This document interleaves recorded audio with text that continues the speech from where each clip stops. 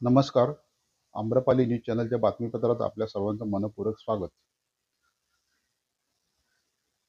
अभिजात मराठी भाषा सप्ताह व वाचन प्रेरणा दिनानिमित्त कोमसाप विरार शाखेचा विरारमधील 8 शाळांमध्ये उपक्रम संपन्न.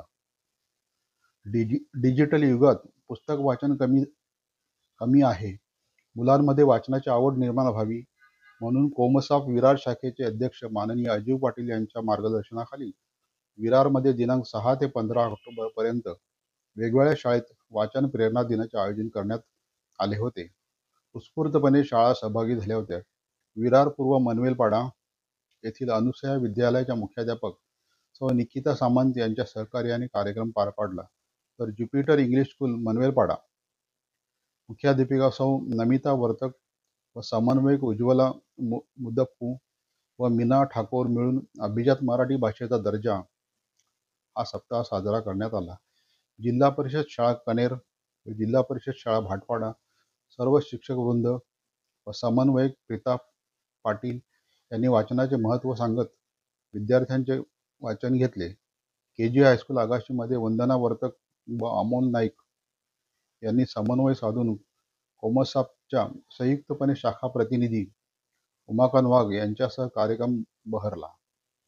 आदर्श विद्यालय नारंगी मुख्याध्यापिका सौ शोभना कलगुटकर यांनी वाचन दिन साजरा केला. तर चंदनसर वासंतीबाई विष्णू ठाकूर स्मारक विद्यालय मुख्याध्यापिका सौ दक्षता पाटील व स्वागत अकॅडमी फुलपाखरा मुख्याध्यापिका शुभांगी ठाकूर यांच्या सहकार्याने किशोरी पाटील, सुचित्रा पितळे यांनी कार्यक्रमाचे आयोजन केले होते. उत्कर्ष विद्यालय व कोमसाप संयुक्त विद्यमाने वाचन प्रेरणा दिन साजरा केला. त्यावेळी प्राचार्य मुग्धा लेले व मुख्याध्यापिका चित्रा ठाकूर मॅडम, शिक्षक व 200 विद्यार्थी उपस्थित होते.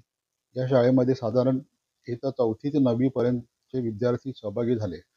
विद्यार्थ्यांनी पाठ्यपुस्तकातील उतारे व श्यामची आई, सुधा मूर्ती, चिमणराव, APJ अब्दुल कलाम अशा नावाजलेल्या मंडळींच्या पुस्तकातील उतार्यांची वाचन केले. विद्यार्थ्यांनी मोठ्या प्रमाणात सहभाग नोंदविला.